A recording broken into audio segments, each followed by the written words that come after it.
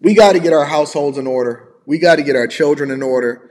We got to stop having kids out of wedlock. We got to stop creating monsters. We got to stop doing the thing that's the worst for our community and then starting to blame it on black men or blaming it on black women or blaming it on the community as a whole. First, you got to get the beam out of your own eye before you start to hold people accountable. That's the number one reason and the number one thing that I have a problem with when I see content creators. One of the reasons why people hate me so much, well, I'm not going to say a lot of people because I think that the majority of the people love me. One of the reasons why some people may dislike me a lot is because when I talk, it's very, very hard for them to pick holes in the person. So here's the strategy a lot of times that come along with accountability.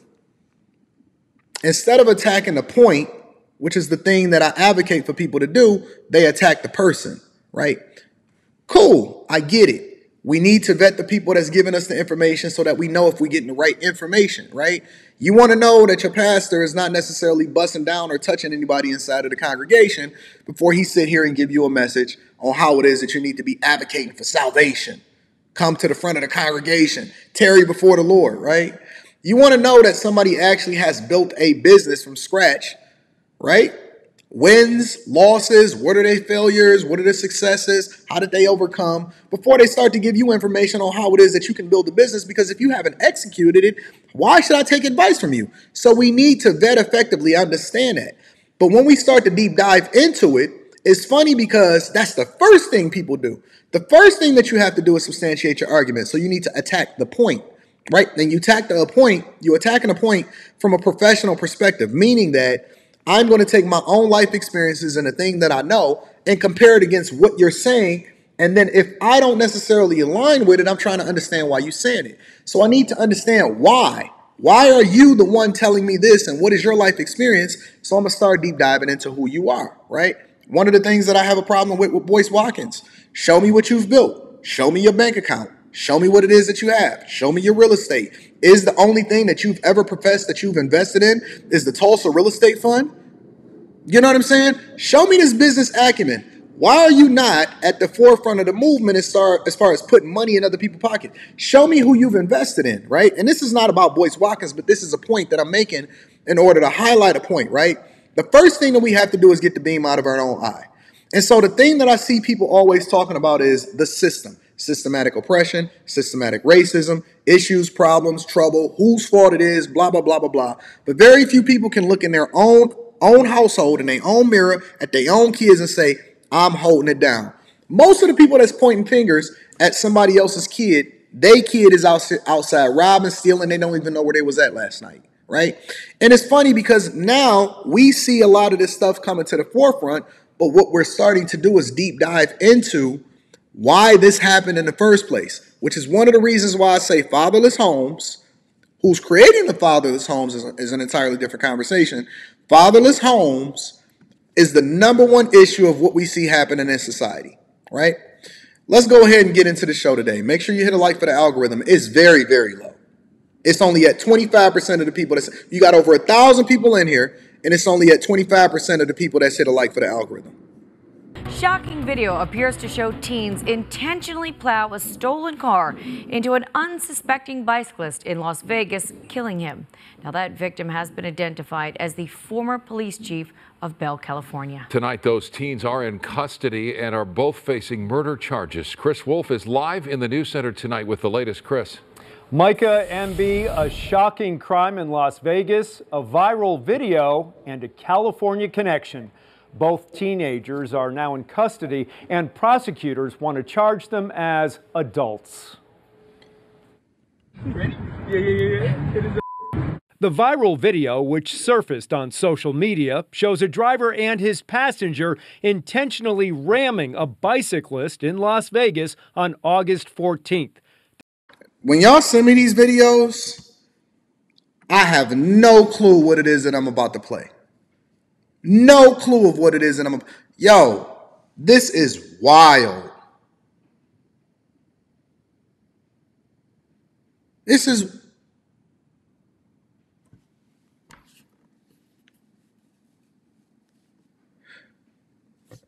That's somebody's father That's somebody's husband. That's somebody's child. That's somebody's boss. What the hell is happening in social media and in the world today? So y'all out here intentionally running over people, recording it on the live. I'm going to be reading that super chat shortly. Shout out to Chris. Y'all living life like it's a video game. What is wrong with these people? Hold on. First of all, you know what they look like. I hate to say it. I hate to have this conversation with y'all. It's unfortunate, but you know what they look like. Don't y'all know, and I don't even want to say this because I want y'all to record yourselves doing dumb stuff so that we can report y'all and get y'all and put in jail. Don't y'all know that everything that you put on your phone is location specific, it's encrypted, it's basically giving you tags or it's giving the local authority tags as to where you are at that particular. When you turn on your cell phone, right? When you got on your Apple Watch, when you take this device, right? Don't you know that every cell phone tower and every satellite is pinging your location at a regular. So when you go out and you do stuff, even if you don't think that you put a mask on and stuff like that, don't you know that we still know that it's you? That they don't even have to do no legwork as far as trying to investigate what was going on. All they have to do is pull up who was where and where they was moving through specific cell tower locations in order to understand who you were, where you were, and what you was doing. Haven't y'all ever watched The Wire? This is crazy. This is crazy that it's two people in the car, a passenger, a driver, and neither one of them had good enough sense to say, hey, what you doing, fam? What you doing? Nobody had the sense to actually stop and say, yo, you can't be hitting people on the bike. Detectives say the car is stolen. The footage is too graphic to reveal in its entirety, but the recording shows the cyclist fly off his bike and slam to the ground. Knocked out! We need to get out of here. Authorities say the video helped them make not one but two arrests in the deadly hit and run. A cowardly act that in my 22 years of law enforcement left me personally appalled. The victim, who did not survive his injuries, was later identified as 64-year-old Andy Probst, the former police chief of Bell, California. He was biking around 6 a.m. when he was fatally hit. Following tips, police in Vegas initially arrested a 17-year-old boy they identify as the driver. He has a criminal history, according to other media outlets. How do you have a criminal history and you only 17 years old? And then y'all be sitting here talking about, oh, they just kids, you can't throw their whole life away. They just randomly selected somebody that they wanted to run over and hit on the side of the road. Yo, you are a demon. I'm telling y'all, listen, I know y'all don't want to believe it. I know it's very difficult for y'all to have this conversation, but there are demonic spirits that is taking over people and causing them to have no kind of empathy, no kind of cause for concern for what is going to happen to somebody. They will take your life without even thinking and blinking twice about it. That's why it's so scary out here because, listen, they don't just take your stuff. They're not just going to rob you. They're not just going to come in your house and take your stuff. They're going to take you out with no regard for your life. Didn't make anything from it, didn't get anything but a few followers on Instagram or TikTok or whatever live that was on, and now they got to spend the rest of their lives in jail because I would advocate for not only these people to spend the rest of their lives in jail. Man, listen, I'm the type of person that would advocate for the penalty. I'm an advocate for the penalty. This is disrespectful on the highest level to a civilized society and people that obey the law, go to work every day, work 30 years in order to be able to retire. He probably was putting money into his 401k, had a pension. He probably got people that's dependent on him. And you got two knuckleheads driving down the street, knocking him over, have no regard for him, took his life, and then they just going to keep on riding with their ski mask on like everything is cool.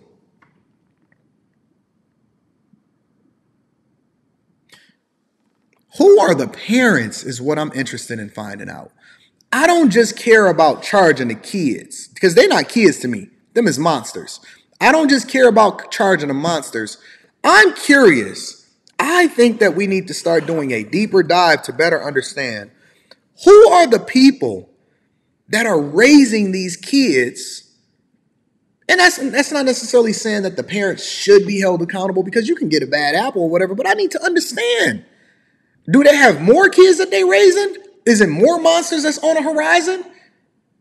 Who are the parents of these people that's driving around and doing this egregious stuff to these other people? That's crazy, man. Tuesday, authorities announced the arrest of a second teenager they identify as the passenger. And prosecutors want to move both murder suspects into the adult system. In the criminal justice system, if you are a minor and you are eligible to be charged with the crime of murder, you are automatically sent to the adult system. I am confident that that is what is going to happen in this case. And listen, one thing that they don't play with is police officers and former police officers and police chiefs. You thought that you was going to go out here and do something. They not messing around with you. Listen, whatever it is that they can figure out how to deal with you in the worst possible way, that is the way that they're going to deal with you. I'm surprised that these dudes is still alive. I'm surprised that they made it to get arrested in the first place. Andy's life was robbed by two individuals who did not believe. That's his daughter. That's his daughter. That's crazy. You wake up and you find out, oh man, your father had an accident. Oh, what was the accident? Somebody just randomly selected him to run over him and hit him off of his bike. Lives of others matter. We believe that Andy's murder is a direct result of society's decayed family values and the strong effects that social media has on our youth. We as a family in no way feel that Andy's murder was based on race or profession. It was a random act of violence. According to reports, the hit-and-run victim, Andy Probst, spent 35 years in law enforcement before retiring from police work in 2009 and then moving into another job in global security. Can you imagine? Think about it like this. Can you imagine you dodging bullets, the possibility of survival, right? We know that police officers have amongst some of the highest divorce rates in the country. Think about this for a minute. Let's put it in perspective. You worked 35 years with the possibility of never coming home at night. I know some police officers. I coach some of the people that are police officers. And one of the things that they tell me is that their spouse, is so difficult for them to stay married, and their spouse have to pray over them every single night before they go out to work, because they never know if they're going to come home. That's one of the expectations. That's one of the things that they tell you. Listen, it's a possibility you won't come home tomorrow from serving your community. You underpaid, overworked, you dodged bullets for the last 35 years and a possibility of dying, only for two knuckleheads to get on social media and run you over on your bike when you retired and you thought that you was going to live the rest of your life out in bliss. That's crazy, man. To know that you were able to survive 35 years as a police officer or on the police force only to be destroyed by a Ford Focus RS stolen and some mass dudes that's trying to hit you and didn't care anything about your life, all because they wanted clout on social media.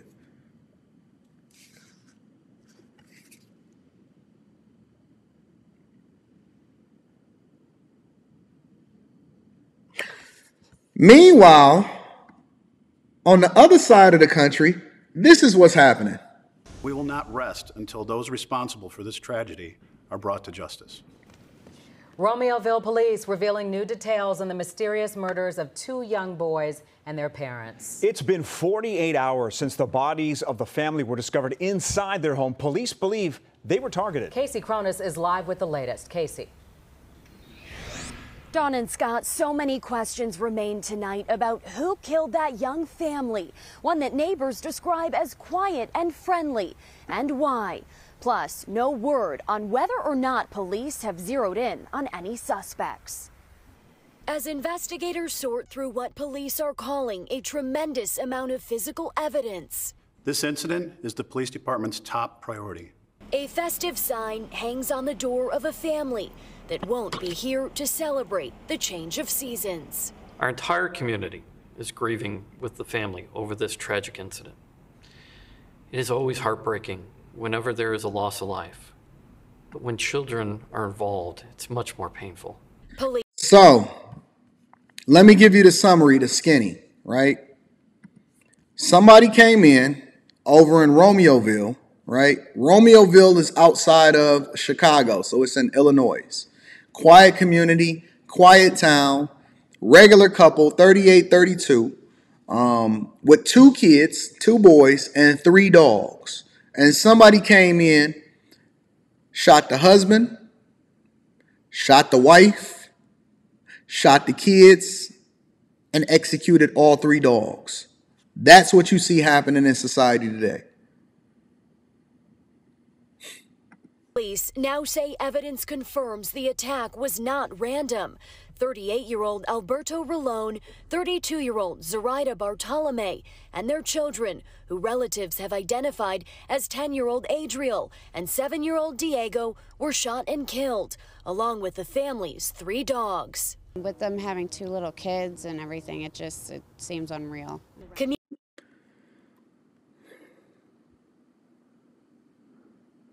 Now, this is not something that we've seen and can expect to happen in society, right? Let's really put it in perspective, right? Let's rewind this for a second. 38-year-old man looked like he worked for Geek Squad. 32-year-old woman, quiet, all of them moved into that. You can see they went to the zoo. 2 boys, 3 dogs. Here's my question. What was they into?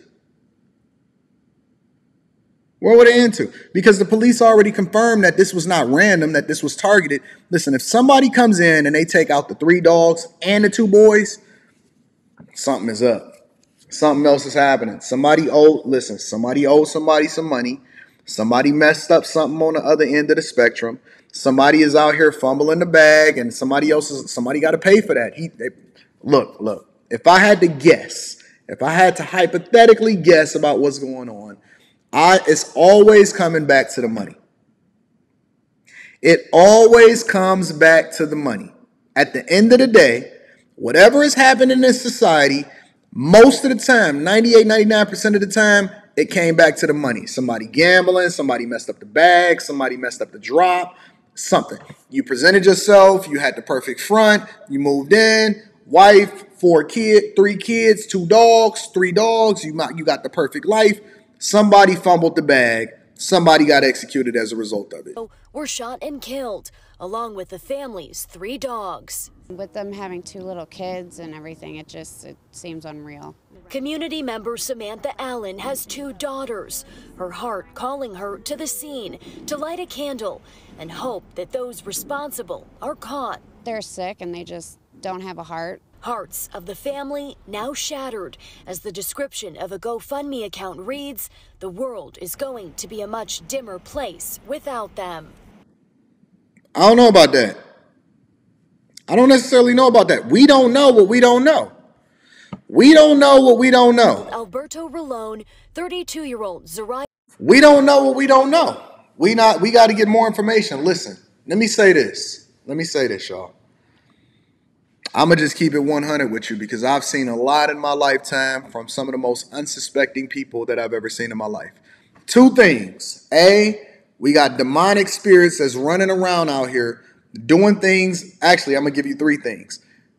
Demonic spirits is running around out here doing things and taking over, the minds of people and putting them in positions that they're not supposed to be in. That's number 1.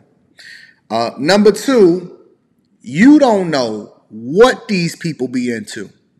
So before you start jumping into the mire and you start doing stuff that you're not supposed to do and doing all of that, let the investigation play out.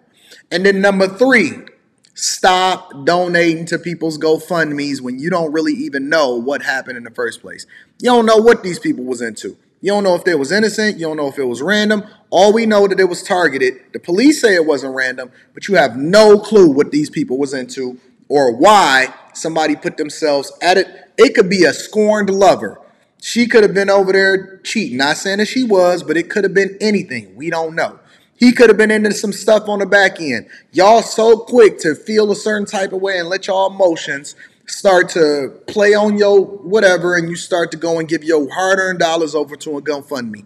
Let it play out. Let's see what happened. But one thing is for sure, and two things is for certain, is wild out here.